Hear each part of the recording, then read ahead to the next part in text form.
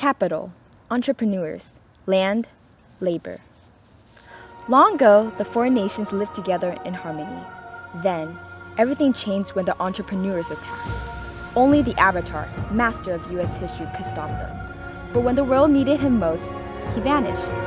100 years passed and my brother and I discovered the new Avatar, William Howard Taft. And although his mud cooking skills are great, he has lots to learn before he's ready to save anyone. But I believe Taft can save the world. So today we're going to be talking about the Gilded Age, and therefore we're going to debate. Alphonse, get out of my classroom. The Gilded Age?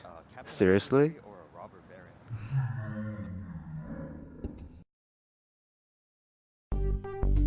Hey, what did King Boomy say when he got mud on his shoe? Oh, my shoe! Hey! Ow! Hey, what's that over there?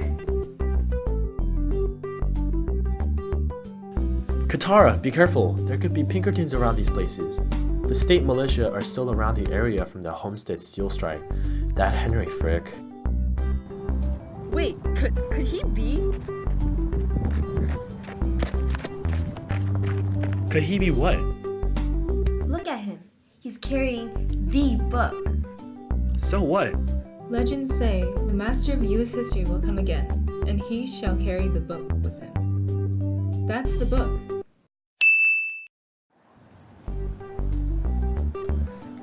Where am I?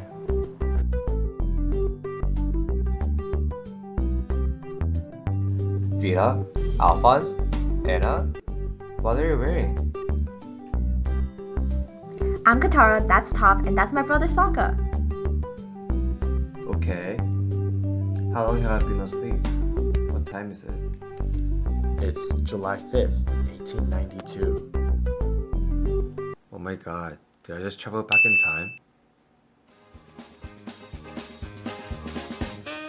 Since the market revolution, and the government's reliance on laissez-faire economics, certain people started to exploit economic advantages to workers and build monopolies through horizontal and vertical integration. Last week was one of the worst strikes we've seen so far, the Homestead Steel Strike. But really, this affected families back home more. As male laborers began to drink more, mothers started to slowly take care of both the domestic and financial matters of the family, and took more active roles in the church to advocate prohibition. This temperance movement originated in 1820s and really became a mass movement now. For example, to aid these women, Jane Addams founded the whole house. These monopolists, like Fire Lord Rockefeller, think they deserve their wealth. They reason through social Darwinism that the poor are poor because they're lazy, and the rich are rich because of their hard work and that they're chosen by God. With all this fund and support, they're using the state militias and national guard to put down strikes. I can see why they think they're driving the game. But all they've done is exploit us and propagate their money on patronage of the arts. What has the American Renaissance ever done for real working class problems? This is a good chance to learn everything about Gilded Age. I prefer this than just hearing this boring old class. I guess I need to pretend to be the Avatar? You're right. I am the Avatar. I thought the mystical creature companion of the Avatar could fly. Oh shoot, I can't let them know that I'm not the Avatar. Haha, that thing about flying creatures? You can't believe everything in Legends, Katara. I guess. Wait, do we have to walk the entire way? Where are we going? To Washington, D.C., where Coxey is leading a march. What's going on there? Coxey's march was to push the government to employ those marching because of the rampant unemployment caused by the Panic of 1893, and to push the government to create more jobs through populist ideology. Oh, I didn't know that happened. Yeah, we wish it didn't. But look, we're almost there.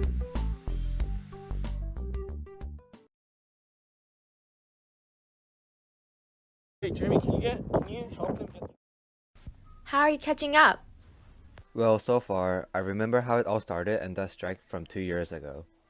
I thought things would have changed by now. Well, I got a strange feeling this is only the beginning.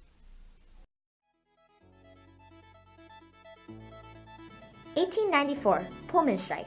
The Pullman Palace Car Company had already cut the low wages of the starving people without cutting down the rent for those who lived in the company town. To force Pullman to compromise, Eugene V. Debs of the American Railway Union led the boycott in which they refused to run trains containing Pullman cars. Wait a minute, but they all held hands and it was okay, right? No, shut up, Sokka.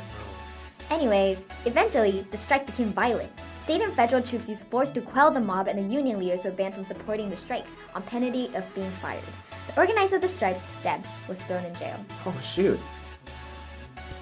Hey, can you tell me about that square company fire thingy? You mean the Triangle Waste Company fire in 1911?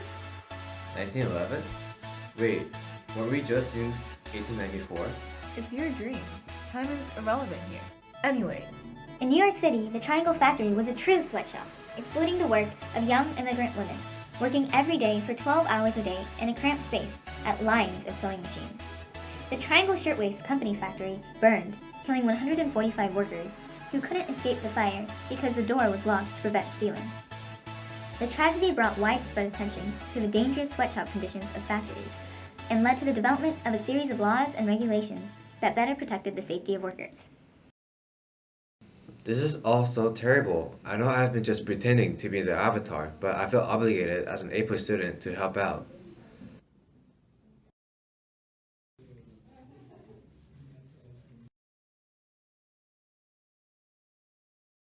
Yes, Mr. Harrington would want me to help out.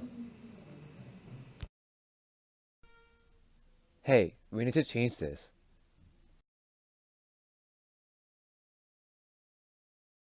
I'm ready.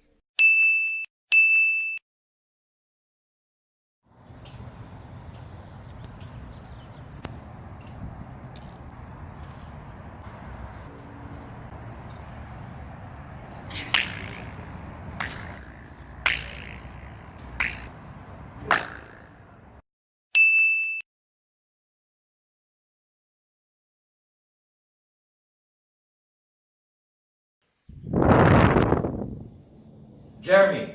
Jeremy! Jeremy! 1892, Homestead Strike. 1894, Pullman Strike. 1911, Triangle Shirtwaist Fire. We're on World War II, man.